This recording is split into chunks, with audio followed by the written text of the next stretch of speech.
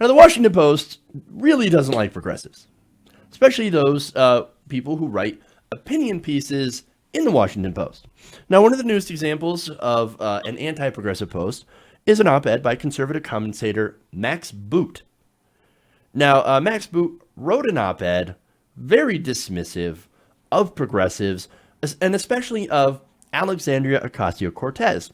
Now, in his article, he wrote that Ocasio-Cortez reminded him of Sarah Palin. Sarah Palin, already inexcusable. I can't handle that. I can't handle that. So now he said that she was, quote, and this is talking of Palin, another talented young communicator who made a big splash in national politics for having her lack of knowledge painfully exposed. So the idea that somebody could think that Sarah Palin was ever talented, much less a good communicator? I mean, for God's sake, she couldn't answer a newspaper that she read. Oh, I read all sorts of things. No, she literally would write things on her hand in order to remember and then try to read it. Come on, man. Talented communicator? What a ridiculous comparison. Nonetheless, Boot writes, quote, I feel a little guilty writing this column. Oh, is it because you're trashing a progressive rising star? No. It's because she's gotten too much attention. Quote, AOC has already gotten more publicity than she deserves. The very fact that you are likely to know that I am referring to Representative Alexandria Ocasio-Cortez as though she were FDR, JFK, or LBJ is a sign of her success in penetrating the national consciousness in an astonishingly short period. Look, hey, I don't think anybody's trying to compare her to FDR, JFK, or LBJ, even though her policies are actually aligned with FDR, to be fair. But anyway, look, notice how condescending that is, right? Oh, look at this, progressive, just only 29 years old, progressive upstart. I mean, she's getting all this attention. She doesn't actually deserve it because she's dumb. And she's just like Sarah Palin. Well, just who the fuck is Max Boot? The guy sounds like he's a character from The Fountainhead. I mean, seriously. But anyway, he's considered a Washington insider, right? And a very important voice in the Washington Post. No, this guy is, again, the only claim to fame is that he does write op-eds and that he's viciously pro-war. And also, but every once in a while he criticizes Donald Trump. He's a Donald Trump critic and wants Democrats to win. That's why the so-called liberal media is like, oh, Max Boot, the honorable Max Boot. We're going to have him write an op-ed slamming progressives. That's what's going on here. Now, he wrote, quote, instead of studying up, Palin gave up any pretense of seriousness and has now disappeared from the debate. This is a cautionary tale for Ocasio-Cortez. Well, now, wait a minute here. Okay. Is he right about Sarah Palin being an idiot? Absolutely. Yes, she is incredibly dumb. And, of course, has disappeared from the national debate, even though she has tried to inject herself into every single debate since. But hey, whatever.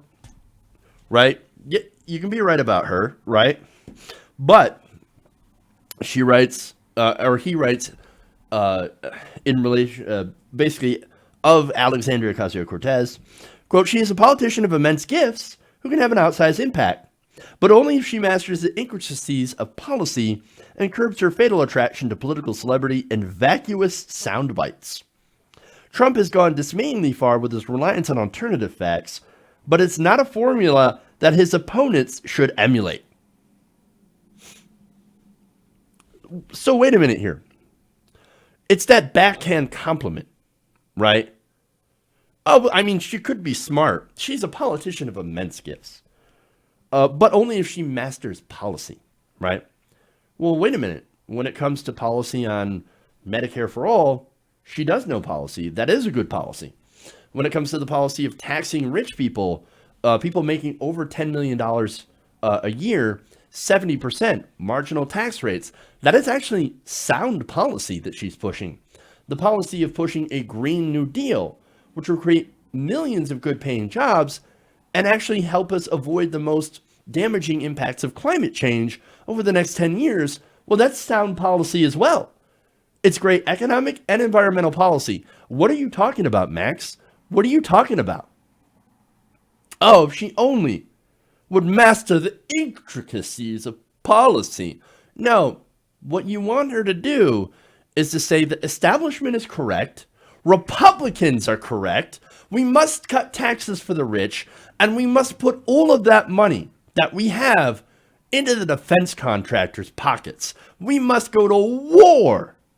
That's what Max Boot believes in. He has never met a war he didn't like. And if you're not in favor of that, if you are in favor of calling out establishment politicians and establishment politics and saying, look, we don't know, we can't really account for some of the money that we have given to the military, to the Pentagon over the last 10 years, some of which disappeared in a hole in Iraq somewhere. If you criticize that, well, then you're an idiot and you don't know anything. That's what he's saying. That's what he's saying. But here's the thing.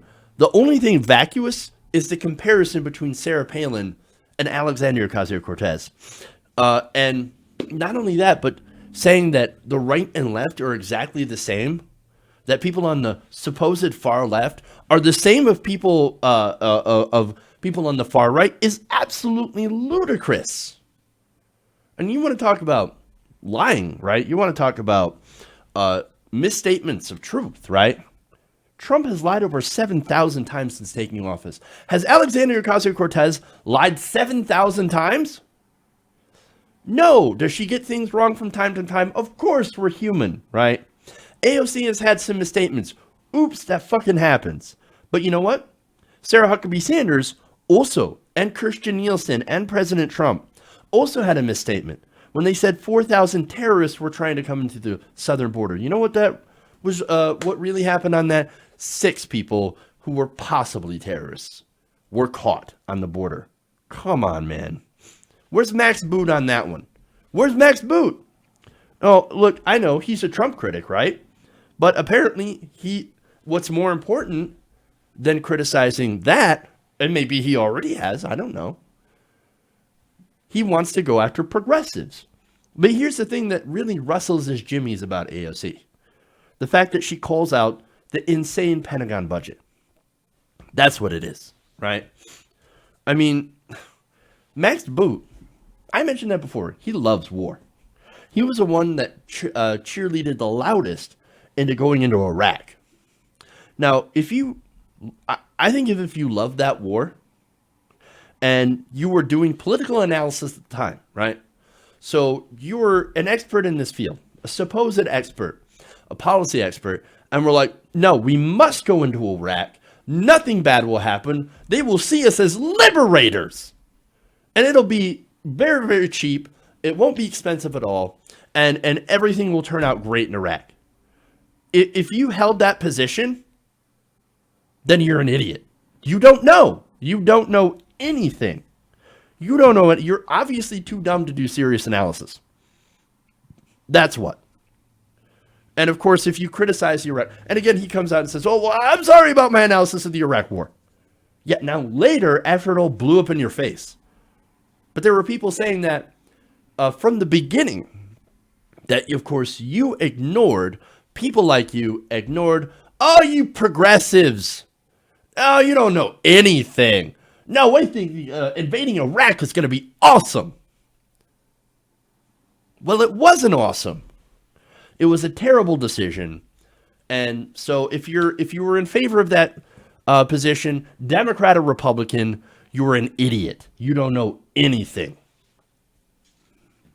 Now, look, that's foreign policy. Domestic policy is also like, he's also apparently not very smart on domestic policy because, look, it doesn't make sense to spend trillions of dollars on war while people here in America are dying from lack of health care. That's insane. Yet for some reason, the conventional wisdom in Washington is, oh, no, that's okay. That's okay. We can put more money into the Pentagon, and that's fine. But if we try to put any money into healthcare or education or a Green New Deal, well, then that's terrible. Boom. That's crazy. If you propose that, if you believe that, you're as vacuous as Sarah Palin. Nah, give me a break, dude. Seriously. Sarah Palin wouldn't know good policy if it hit her in the face. Oh, okay, look, to be fair, you know what? I'll take that back.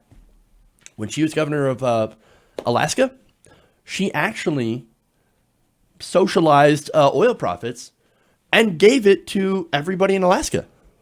I think that's actually pretty smart policy. So credit to her.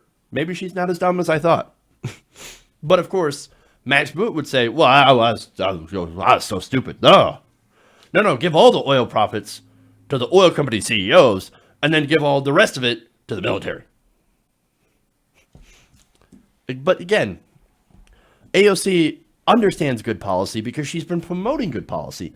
On her plan to raise taxes on people making over $10 million a year, she consulted with experts who concluded that it was smart policy to tax the rich. Even establishment economist Paul Krugman agrees with this. Very respected establishment economist for the New York Times. Now, following this article, AOC responded, quote, naturally, the same week we kick off a national convo on marginal tax rates, endorsed by Nobel Prize-winning economists, I'm being described as vacuous. If you're allowed to characterize female politicians as unlikable, are we allowed to describe takes like these resentful? It's a good question. Let's refocus our energy and coverage to policies instead of personality. Right now, 800,000 workers are without a paycheck. The president was holding Gov operations hostage so he can build a monument to himself on the southern border that the majority of Americans don't want. So I love that, saying let's focus on policy. Let's focus on actually doing the right thing and combating Trump on those policies that are terrible. Instead of focusing on, personality, right?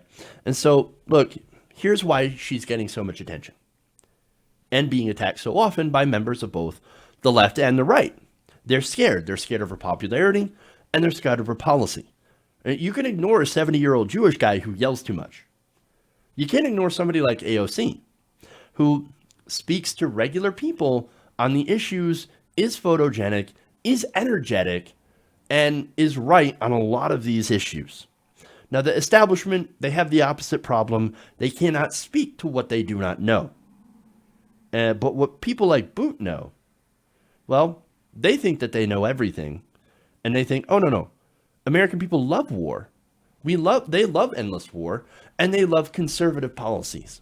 Well, no, they don't. They don't. They don't agree that war is awesome. They don't agree that progressive ideas are terrible. Look at a poll.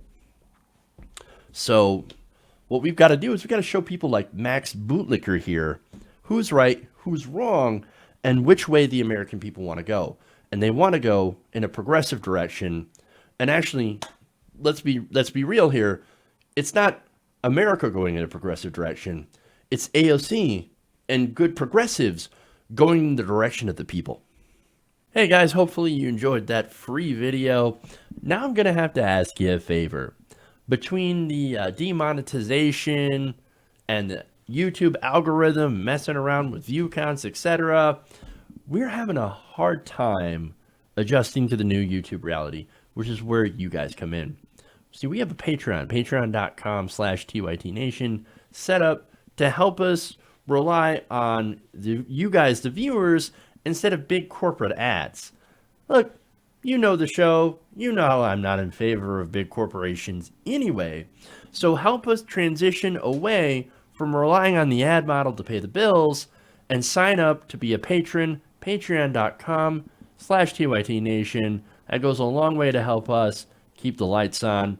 And you guys will know that you're supporting independent progressive media.